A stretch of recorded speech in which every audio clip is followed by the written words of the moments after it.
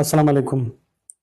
د ماشومانو په جړه کې شین کېدل یعنې ساه نیسل، کوم ماشومان چې د شپږو میاشتو نه وارې د 18 میاشتو پورې وي، اکثر چې کله خفه شي یا په سر غوځار وخوري یا راوغورځېږي یا څه څیز د لاسو نه ورله والې او هغوی خفه شي، په هغې کې اکثر هغوی ساه ونیسي او بېهوشي هم ورسره راتلی شي. د دې دوه قسمونه وي، ساینوټیک یعنې پای کې ماشوم شین کېږي، دویم پیلټ ټایپ چې پای کې اکثر ماشوم زیړ شي.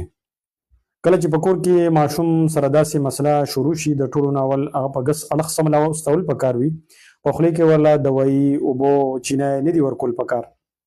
د دې لپاره د ډېر زیات ټسټونو ضرورت نه وي، سی بي سی ټسټ ضرورت وي که په هغې کې وینه کموي، د 3 میاشتو لپاره د فولادو د دوای ضرورت وي. د څه قسمه د جټکې دوای ضرورت نه وي، خو که 24 غنټې کې بار بار کېږي یا د ډېر ټایم دپاره کېږي، نو بیا تاسو د خپل ډاکټر د جټکې دوای اډوایس کولی شي. دا د 5 کالو نه والې د 6 کالو په عمر کې پخپله ختمیږي.